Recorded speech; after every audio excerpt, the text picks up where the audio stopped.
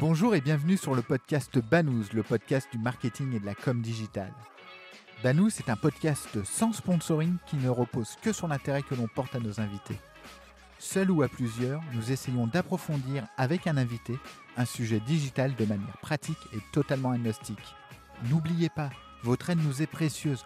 En likant, en partageant, en mettant 5 étoiles sur iTunes, vous nous aidez à développer ce side project.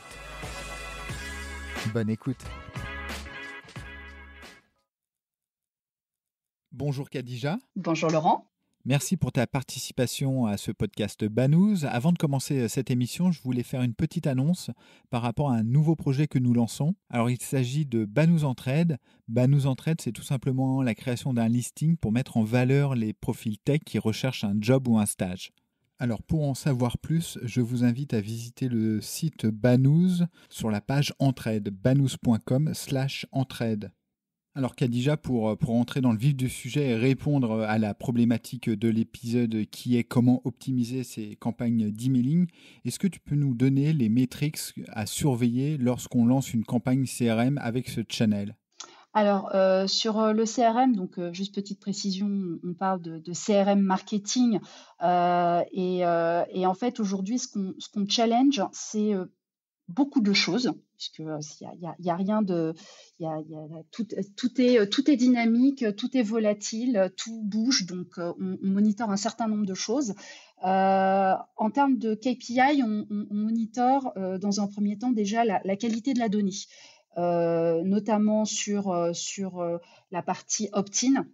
Donc, s'assurer que les contacts qui sont adressés sont RGPD compliant, s'assurer également que les contacts sont engagés. Donc, on pilote aussi un certain nombre de règles, notamment pour assainir la base lorsqu'il y a ce qu'on appelle NPAI ou bounce ou plainte, et faire en sorte que la base soit la plus clean possible avant chaque sollicitation. Donc ça, c'est le premier point et le point le plus critique dans une stratégie CRM marketing. Ensuite, on challenge également et surtout la délivrabilité. Aujourd'hui, le volume d'emails envoyés, toutes marques confondues, et le volume d'emails reçus par chaque contact est tellement important que effectivement les FAI sont de plus en plus regardants et restrictifs sur le volume d'emails qui arrivent en tout cas sur leur serveur. Donc effectivement, la délivrabilité, c'est pour beaucoup un grand fourre-tout, mais c'est un indicateur important à surveiller à la fois pour chaque envoi, mais également au global pour s'assurer que les performances soient toujours optimales, sachant que, en tout cas chez Yoox, les indicateurs sont plutôt à 99%, voire plus. Enfin, excuse-moi, je te coupe, mais est-ce que tu peux définir la délivrabilité, s'il te plaît ? Alors, la délivrabilité, il y a plusieurs niveaux de lecture. Le premier, c'est j'envoie, par exemple, 100 emails et je regarde combien d'emails sont pris en charge par les FAI, ce qu'on appelle les reçus. Donc ça va nous permettre de voir parmi les 100 adresses qui ont été envoyées, est-ce que les 100 adresses sont valides? Est-ce que dans le lot, il y a des adresses qui n'existent plus, des boîtes mail pleines? Donc, les adresses email qui n'existent plus, on appelle ça des hard bounce, donc des erreurs définitives, ce qui implique du coup de purger la base de données de ces contacts-là, puisque ça ne sert à rien de les adresser. Les adresses boîte mail pleines sont des soft bounce. Ce sont comme toi, moi, on peut avoir atteint la limite de capacité d'une boîte mail ou avoir mis un message d'absence, disons que on n'est pas disponible, donc on peut pas lire votre message. Donc pour ces soft bounce, on regarde quelle est la volumétrie, mais en général, c'est pas très critique puisque en fait on les réadresse par la suite. En tout cas, on refait une tentative pour s'assurer que l'adresse email est toujours valide. Et ensuite, au-delà de ces reçus, donc prise en charge par les FAI, on va également regarder un indicateur qui est le nombre d'emails qui ont été bloqués par les FAI. Donc bloqué, ça veut dire qu'une adresse email est valide, mais que le FAI considère que l'envoi n'est pas qualitatif. Parce que l'email, le HTML de l'email n'est pas propre, parce que le poids de l'email est trop lourd, trop d'images, pas assez de texte, enfin ne respecte pas les standards de l'email marketing. Et cet indicateur de blocage est très important puisque c'est ce qui va nous permettre d'analyser la réputation de la campagne, la réputation de la marque, en tout cas de l'expéditeur du message, et donc la réputation de l'adresse IP qui est associée au message, donc le côté vraiment plateforme d'envoi. Donc ça, ce sont les indicateurs principaux de délivrabilité, mais plutôt associés à la perception que les FAI ont de la campagne, en tout cas de la qualité de la campagne, mais d'un point de vue qualité d'adresse. Ensuite, Ensuite, dans la délivrabilité, il n'y a pas que ça. Et ça fait partie aussi des indicateurs que je listerai par la suite et qui sont dérivés des indicateurs principaux de délivrabilité. Alors, justement, est-ce que tu peux enchaîner sur les autres indicateurs? Alors, comme on a dit, on a la qualité de la base de données, on a les indicateurs de délivrabilité sur la qualité de l'envoi, et ensuite, on a également les indicateurs qu'on appelle les indicateurs classiques de performance de campagne, qui sont le taux d'ouverture, le taux de clic, le taux de réactivité, donc le nombre de personnes qui ont ouvert et cliqué le message, qui permet de voir s'il y a une cohérence entre l'objet de l'envoi et le contenu du message. Et on va également regarder deux autres indicateurs qui sont complémentaires à l'analyse de la délivrabilité. C'est le taux de désabonnement, c'est-à-dire le pourcentage de personnes ayant ouvert le mail, mais ayant rejeté, entre guillemets, le contenu, c'est-à-dire n'étant pas du tout intéressés par le contenu qu'ils ont vu.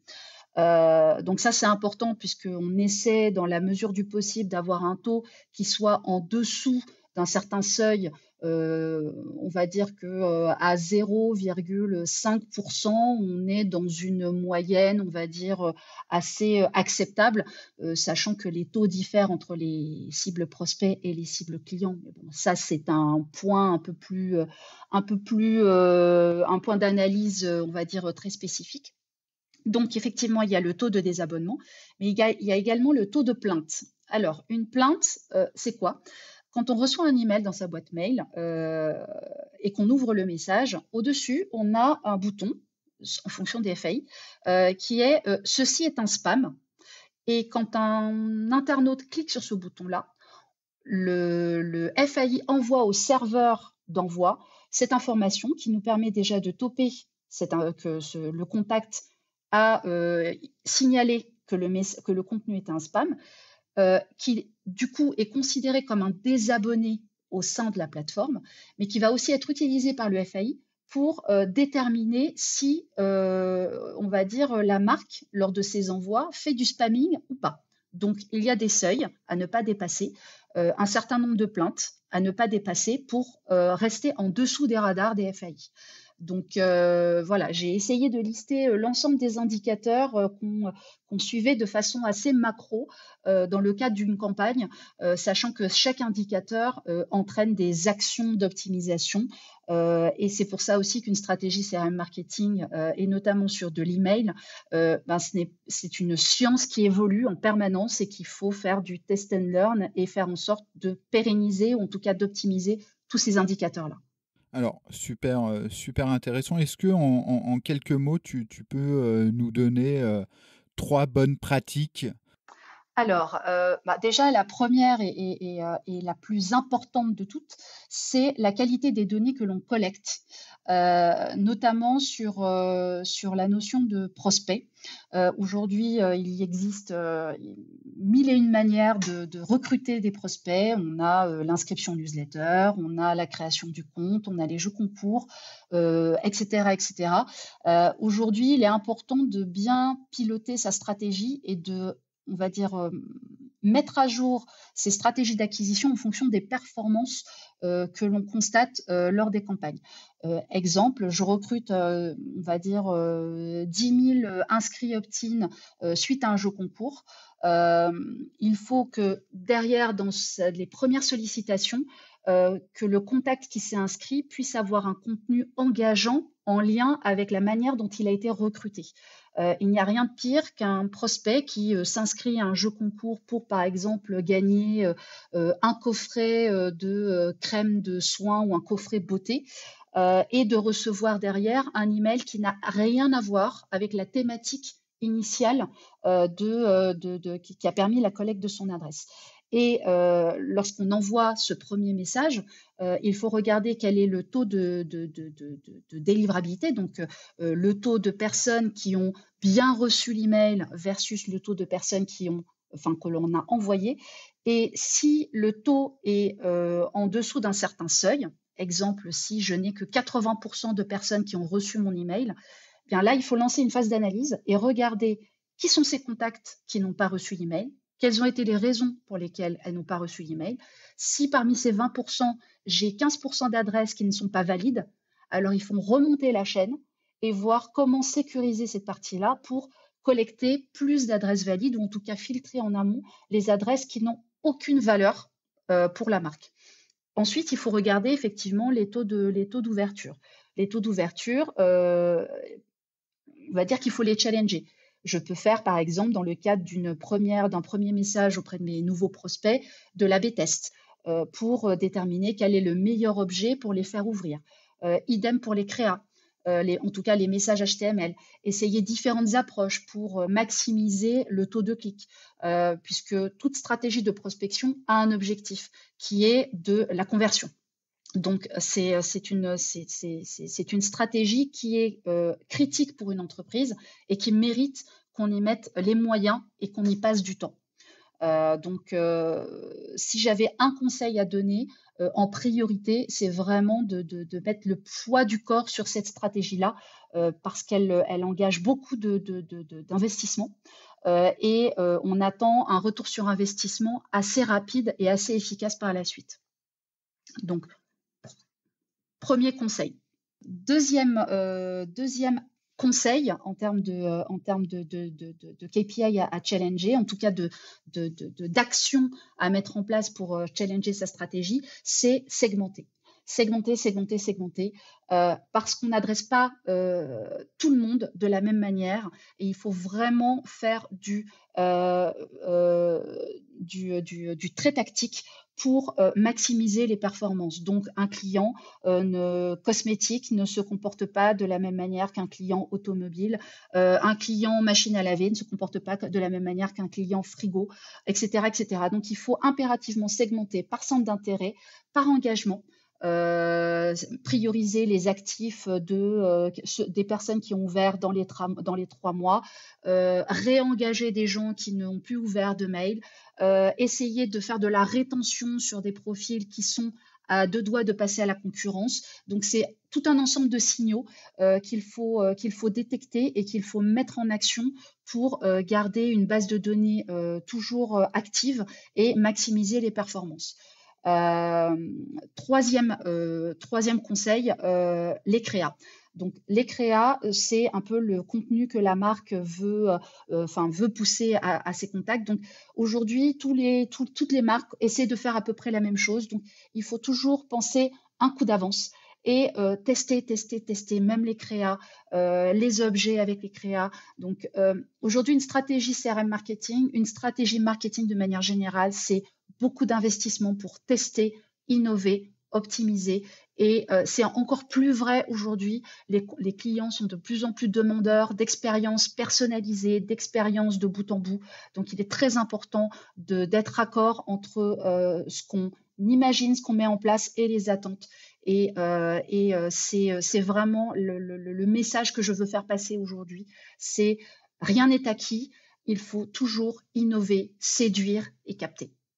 Ok, super. Alors pour résumer, c'est avoir une base propre, innover en permanence avec des nouveaux objets et avoir des créas en adéquation et les tester également.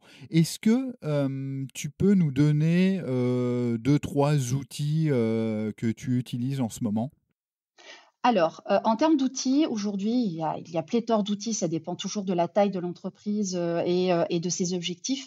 Au sein de l'agence, et pour nos clients, nous utilisons, les solutions Salesforce, donc Marketing Cloud pour toute la partie, stratégie, CRM marketing, mais très souvent connecté à des outils, type ERP, donc Sales Cloud, qui permet justement de faire des ponts entre, les, outils liés au e-commerce ou au commerce, donc les outils de vente, et de pouvoir faire des connexions en temps réel avec les outils marketing pour faire vraiment du marketing automation, et du temps réel.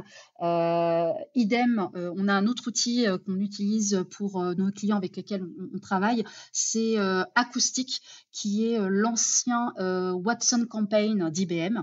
Donc il y a aussi un outil qui est, très en vogue en ce moment et qui est, de plus en plus utilisé par des grosses structures. Et on utilise, aussi, d'autres outils comme, Adobe, Splio. Donc il y a énormément d'outils, mais l'objectif, c'est de vraiment s'équiper avec un outil qui permet, à la fois de bien piloter ses données, mais également de mettre en place un certain nombre de parcours, automatiques. Aujourd'hui, chaque action, nécessite d'envoyer un message en temps réel, et de plus en plus, la relation qu'une marque a avec ses contacts se fait, via des parcours automatiques. Par exemple, des parcours welcome, donc des parcours d'accueil. Je m'inscris à une newsletter, je reçois un email pour m'accueillir. J'ai fait un achat sur le site, je reçois un email, pour me remercier de mon achat et me proposer des recommandations de produits. Donc c'est tout ça en fait qui est un peu aussi l'enjeu, d'une stratégie CRM. C'est comment automatiser 80% de la relation que l'on a avec le client, avec ses contacts, pour être toujours présent, après chaque action, et proposer l'expérience la plus temps réel et la plus personnalisée possible pour maximiser, les résultats, mais aussi fidéliser, ses clients, et éviter qu'ils aillent voir ailleurs parce qu'ils n'ont pas le bon contenu au bon moment. Pour terminer, Khadija, je voulais savoir, en lien avec notre projet Banous Entraide, est-ce que vous recherchez des stagiaires actuellement?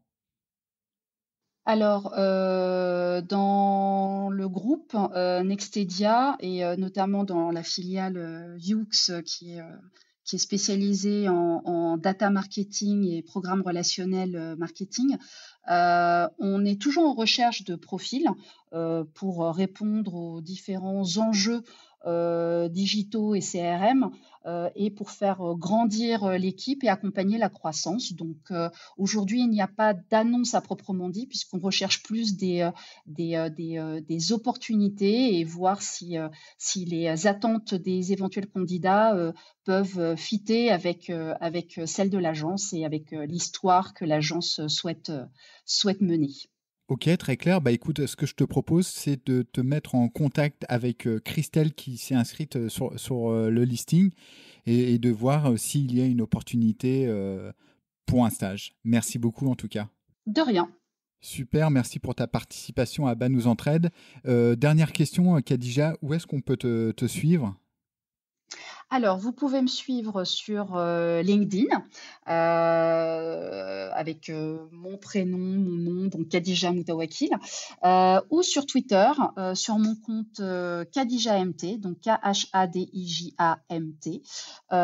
Et sinon, vous pouvez aussi, suivre, l'actu de l'agence, Yoox, du groupe Nextedia, qui partage, très régulièrement aussi des actus sur le petit monde du digital et sur, toutes les tendances, qui existent aujourd'hui. Merci beaucoup, à bientôt. Et surtout, n'oubliez pas, vous pouvez vous inscrire sur Banous Entraide, banous.com/entraide, et nous ferons le maximum pour mettre en valeur, comme je le disais dans l'intro, les profils tech qui recherchent un stage ou un job en ce moment.